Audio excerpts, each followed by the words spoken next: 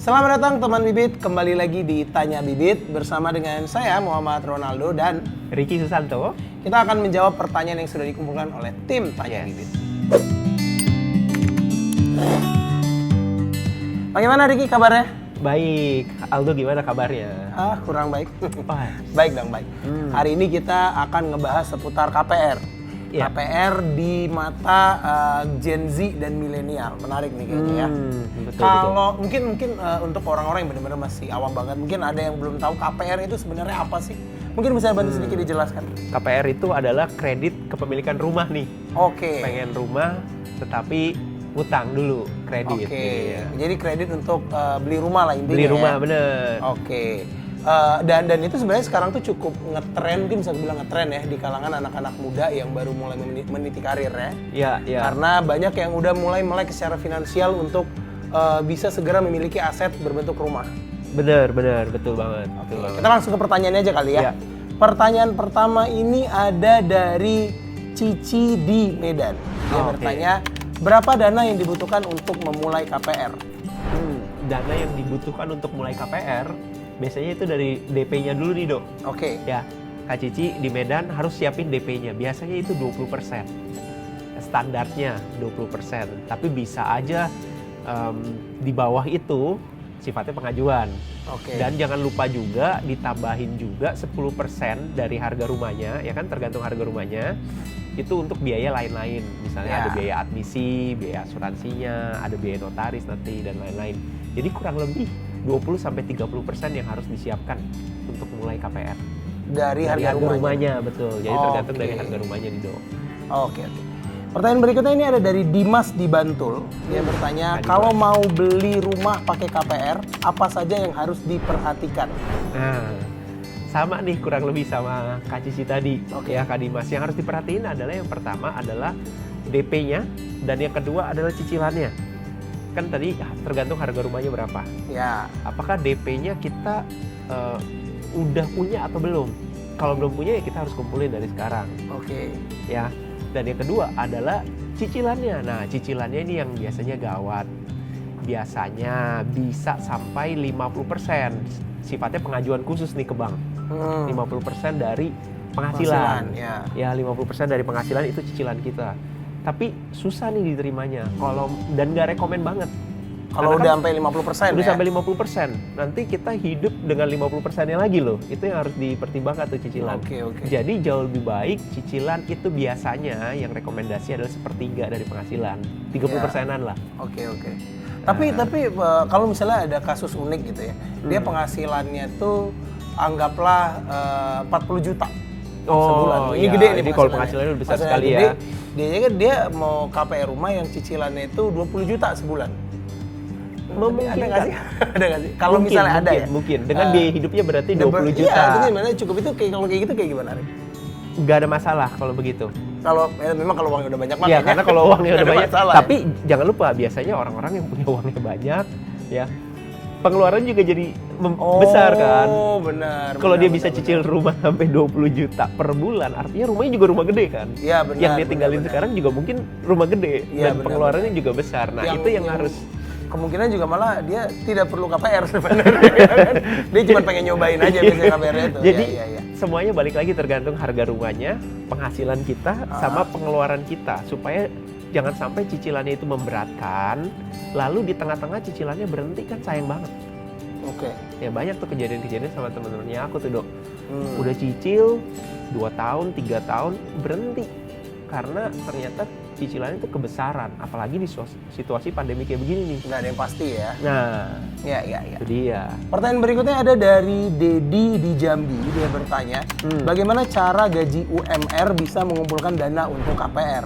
Bisa mengumpulkan dana untuk KPR. Kita akan coba untuk serealistis mungkin. Ya. Pertanyaannya adalah pengeluaran kita berapa?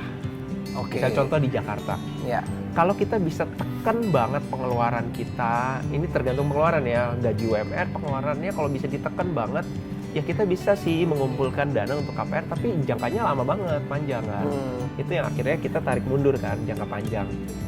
Ya, oke. Jadi be realistis dengan pengeluaran kita berapa dan yang bisa kita sisihkan berapa untuk bisa mengumpulkan KPR. Jangan lupa cicilannya loh. Kalau misalnya ternyata pengeluaran kita udah tadi UMR Jakarta kan 4 juta lah ya, 4 jutaan. Ternyata pengeluaran udah 3 juta, cuman 1 juta. Nah, realistis kedua adalah harga rumahnya dong. Kalau bisa dapat rumah yang di pinggiran banget misalnya ya. Karena di Jakarta kan udah mahal-mahal. Harga rumahnya ternyata cuma 200 juta atau 150 juta, mungkin masih bisa nyicil tuh 1 jutaan. Iya benar. Tapi kalau enggak, udah tidak memungkinkan sih gitu. Iya, berarti ya tetap harus realistis juga ya. Iya. Terutama kalau untuk merencanakan KPR ini dia harus bisa berpikir panjang karena rencananya ini nggak sebentar. Betul banget. Jangan sampai berhenti di tengah-tengah, itu yang sangat disayangkan. Udah wasting the time, wasting the money, rumahnya nggak dapet lagi. Yes, benar. Gitu. Pertanyaan berikutnya ada dari Sari di Jakarta Selatan. Mengapa rumah zaman sekarang, terutama di Jakarta, rasanya sangat mahal bahkan untuk KPR? Wah, ini pertanyaan yang menarik. Kenapa rumahnya mahal-mahal ya? Rasa mahal. Karena di Jakarta itu demand-nya banyak, tapi supply-nya nggak ada. Oke. Sama kayak aku kasih contoh salah satunya di Singapura ya. Lahan udah nggak ada. Semua udah berupa apartemen-apartemen supaya orang bisa tinggal lebih banyak lagi. Jadi kalau mau punya rumah, punya lahan, itu mahal banget memang. Udah susah banget ya? Udah susah banget, karena demand-nya banyak, supply-nya nggak ada. Nah itu salah satu yang menyebabkan bahwa di Jakarta itu harganya mahal banget. Jadi supply and demand. Kalau di pinggirannya mungkin lahannya masih banyak, masih ada, terus demand-nya nggak setinggi di Jakarta. Nanti kalau di Jakarta demand-nya udah ke samping-samping juga nih, lahannya udah nggak ada, ini juga meningkat bakal juga naik harganya. juga ya. Bener. Menarik. Ya mungkin ini adalah alasan kenapa mulai banyak promo-promo DP 0%. Karena orang udah mulai saling ngebantu untuk supaya bisa yang lain yang mungkin ekonominya belum cukup untuk langsung DP gede itu bisa langsung KPR. Ini pertanyaannya ini cocok dari Rika di Lampung, dia bertanya, DP 0% itu menarik ya. Apakah dianjurkan untuk mengambil rumah atau apartemen dengan DP 0%? Nah, aku nggak bisa bilang dianjurkan atau nggak dianjurkan, tergantung. Karena DP 0% itu berarti harga rumahnya langsung dijadiin KPR. Bukan berarti kita nggak bayar. Iya. Kadang orang suka punya anggapan salah. Misal aku kasih contoh pakai angka deh ya. Misalnya harga rumahnya 300 juta. Ya, kalau kita DP 20% berarti kan 60 juta. 20% dari 300 juta. Oke. Nah, 60 juta ini udah kita bayarkan sehingga sisa 240 jutanya itu akan jadi KPR. Tapi kalau DP 0%, 300 jutanya jadi KPR langsung. Bukan berarti 60 jutanya digratisin, enggak loh ya. Enggak dong. Jadi itu orang suka salah paham. Ketika DP 0% antara mungkin cicilannya jadi naik atau waktunya jadi panjang banget. Bener. Betul. Jadi cicilannya makin mahal gitu sebenarnya DP 0%. Bukan berarti kita digratisin tuh 60 jutanya, enggak. Mungkin ini ya pertimbangan juga sih kalau waktunya kelamaan kan, karena kita nggak mungkin mau meninggalkan anak cucu kita dengan beban cicilan kan ya. Sampai jadi ninggalin utang kan. Benar sekali. Pertanyaan berikutnya ini ada dari Wati di Sleman, dia nanya, saya pernah mencoba KPR tapi kenapa ditolak ya? Kemungkinan cuma ada 2 alasan sih. Yang pertama adalah karena skor kredit. Ada yang namanya BI checking. Ya, kita cek dulu ke Bank Indonesia nih. Kita punya kredit skor itu atau nilai utang kita tuh bagus nggak? Kalau biasanya kita suka telat bayar kartu kredit, telat bayar utang, yang kayak gitu-gitu biasanya nilainya tuh rendah tuh. Sehingga sangat rentan sekali untuk ditolak KPR-nya. Karena bank merasa bahwa wah ini nggak bisa aja nih, nunggak nih, nggak bayar nih.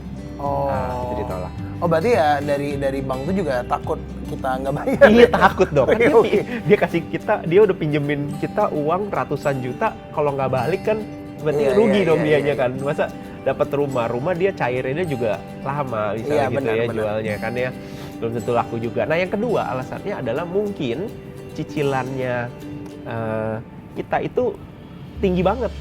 Sehingga bank merasa bahwa yang segini nih nggak akan hidup nih, nggak akan bisa nih untuk nyicil gitu. Terlalu tinggi cicilannya. Jadi ya mungkin dari BI checking juga nih ya. ada yang dari BI checking, ada yang dari banknya sendiri. Bank kan ada analis nih. Iya. Dok. Oh, dia ngeliat kayaknya kamu kayaknya belum bisa ngambilin segini ya. Iya, belum bisa. Kalau mau harga rumahnya dikurangin gitu ya. Baru masuk nih cicilannya gitu. Kalau nggak masuk nih. Lebih baik jangan gitu. Makanya banknya nolak dulu di awal. Karena dia ada risiko juga kalau misalnya dia nggak dibayar kan berarti yang tadi itu rugi kan dia. Iya, benar. Karena dia udah pinjemin kita ratusan juta. Nah, oke. Ini ada pertanyaan lagi dari Riri. Ini pertanyaan yang menurutku hampir mungkin banyak orang yang menanyakan hal yang sama. Ini ada dari Riri di Jogja. Iya. Dia nanya, KPR lebih baik mengambil tenor yang paling panjang supaya cicilannya ringan. Itu benar atau tidak? Oke. Kalau ditanya benar atau enggak cicilannya ringan, benar. Cicilannya lebih ringan karena lebih panjang kan? Benar. Itu benar. Tapi apakah lebih baik? Belum tentu. Belum tentu untuk tenor panjang lebih baik, belum tentu. Kenapa? Karena kalau tenor panjang dan kita terus bayarin, misalnya 20 tahun ya, aku kasih angka ya, terus bayarin, jangan lupa teman-teman, bunganya itu gede banget Dok. Makin gede, makin lama gede, ya? karena kan makin lama. Jadi Ya. bunganya makin gede. Nah, ada tips and trick. Oke. Adalah bunganya boleh tenornya panjang, cicilannya kecil, tapi habis itu di tahun tertentu kita langsung bayar pokoknya. Jangan nyicil terus. Kalau kita nyicil terus sampai 20 tahun itu kita bayarin bunganya sebenarnya, Dok. Oh. Jadi kita harus bayar pelunasan sebagian dipercepat. Ada tuh. Coba cari tahu pelunasan dipercepat sebagian yang kita langsung bayar pokoknya dan kalau bisa tanpa kena penalti. Jadi kadang-kadang karena kita mau cepet bayar pokoknya nih, itu kena penalti, banknya pinter.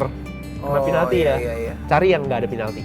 Oh, berarti ada beberapa program yang dia tuh memang kita bisa mencicil atau ngebayarnya tuh dengan lebih cepat lagi ya berarti. Bener. Di luar dari cicilannya Di itu. luar cicilan biasa, kita langsung bayar pokoknya. Karena kan bunga tergantung dari pokoknya. Iya. Nah, kalau kita cuma nyicil-nyicil aja itu cuma bayarin bunganya yang gede sebenarnya, Dok. Iya, Nah, kita harus bayarin pokoknya yang cepat. Itu tuh salah satu triknya ya. Iya. Ya, oke. Pertanyaan berikutnya ini pertanyaan terakhir. Ya. Ini dari Eno di Bali. Ini mungkin bentuknya kayak study case gitu kali ya. Saya sudah kerja 3 tahun namun sulit menabung karena harus bayar kos dan juga menyisihkan untuk membantu biaya hidup orang tua. Saya mungkin kira-kira saya mungkin nggak ya untuk bisa KPR? Yes. Nah, untuk Kak Eno nih, kalau ditanya mungkin bisa nggak untuk KPR? Bisa aja. Oke. Pasti bisa. Aku selalu bilang bisa karena selalu ada caranya di mana harus kita rencanain dan kita kelola untuk penghasilannya. Seandainya harus bayar kos, bantu orang tua, dan benar-benar udah mepet banget kalau begitu berarti kita harus cari penghasilan tambahan. Oke. Mulai cari ide-ide baru untuk penghasilan tambahan sehingga bisa untuk KPR. Ya sekali lagi cicilan paling efisiennya itu, paling optimalnya itu kurang lebih di 1/3 dari penghasilan atau 30% dari penghasilan. Nah, cara bagaimana mengaturnya itu, mengelola keuangannya itu jauh lebih penting dibandingkan angka-angka ini. Iya, Gitu. Jadi kalau ditanya bisa atau enggak, ya bisa-bisa aja. Oke. Itu dia teman-teman, Tanya Bibit episode spesial ngomongin KPR ya. Ya. Bersama dengan saya Muhammad Ronaldo dan juga Ricky. Mungkin dari Ricky sendiri ada kata-kata terakhir untuk teman-teman yang lagi galau atau mikirin KPR mungkin? Nah, kalau KPR ini aku bilangnya adalah program jangka panjang. Oke. So, plan before you buy. Ah. Ya, jadi rencanain dulu nih. Kalau nggak direncanain, berhenti tengah jalan, sayang sekali. Ya. Berarti selalu mungkin bukan cuma siap plan B, tapi plan C-nya juga udah ready ya kalau terjadi apapun. Betul. Plan ahead. Yes. Oke. Terima kasih teman-teman. Kalau kalian ada pertanyaan lain, boleh banget langsung tulis di kolom komentar. Yes. Jangan lupa juga subscribe dan like dan share video ini karena kita tidak akan pernah berhenti share semua hal tentang kehidupan finansial. Iya, betul. Saya Muhammad Ronaldo. Dan saya Ricky Susanto. Dadah.